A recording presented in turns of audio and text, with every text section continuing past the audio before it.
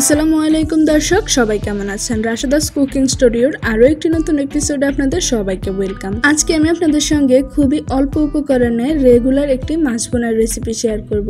আশা করছি রেসিপিটা আপনাদের অনেক ভালো লাগবে। আর ভালো লাগলে কিন্তু অবশ্যই আমাদের ইউটিউব চ্যানেলটি সাবস্ক্রাইব করতে ভুলবেন না। তাহলে চলুন এবার রেসিপিটা দেখে নেওয়া যাক।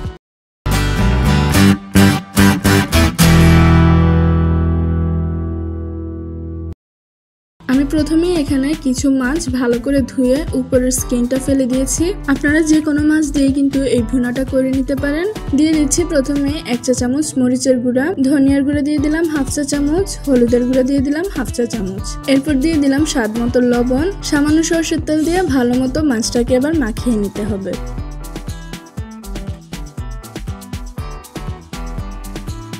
এরপর আমি একটা কড়াইতে দিয়ে দিচ্ছি সরিষার তেল। আপনারা চাইলে রান্নাটা সাদা তেল দিয়েও করতে পারেন, তবে সরষের তেল দিয়ে করলে কিন্তু খেতে অনেক ভালো লাগে। তো আমি তেলটা গরম হলে মাছগুলোকে ভেজে নিচ্ছি। উল্টে পাল্টে মাছগুলো ভাজা হয়ে গেলে এবার নামিয়ে নিব। একই তেলে দিয়ে দিব আমি সামান্য মেথিটা একটু ফোড়ন উঠলে এর মধ্যে আমি দিয়ে দিব পেঁয়াজ বাটা 2 টেবিল চামচ।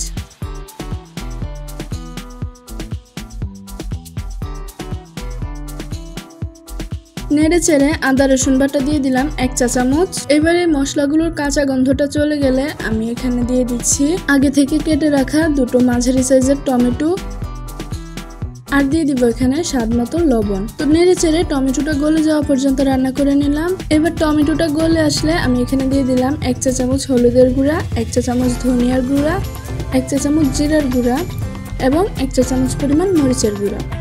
এই মশলাটাকে এবার ভালো মতো কষিয়ে নিতে হবে, আর এই জন্য সামান্য পরিমাণ পানি দিয়ে মশলাটাকে ভালো মতো কষিয়ে নিলাম।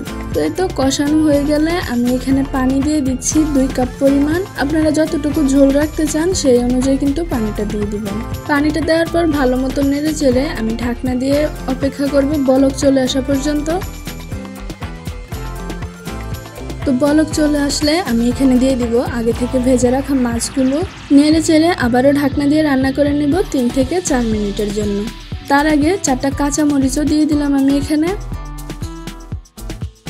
3-4 মিনিট পর সামান্য কিছুটা ধনিয়া পাতা কুচি দিয়ে আরো একটু হালকা হাতে নেড়ে চেড়ে মিশিয়ে নিলে কিন্তু আমাদের এই সুস্বাদু মাছের ঝোলটা একদম রেডি। গরম ভাতের সঙ্গে এই মাছের ঝোলটা হলে কিন্তু আর কিচ্ছু লাগবে না। আশা করছি আপনারা বাসায় একবার হলেও ট্রাই করবেন। আর রেসিপিটা কেমন লাগলো অবশ্যই কমেন্ট করে জানাতে কিন্তু একদমই ভুলবেন না। তো আজকের মতো ভিডিওটা এখানেই শেষ করছি। সবাই ভালো থাকুন, সুস্থ থাকুন, আল্লাহ হাফেজ।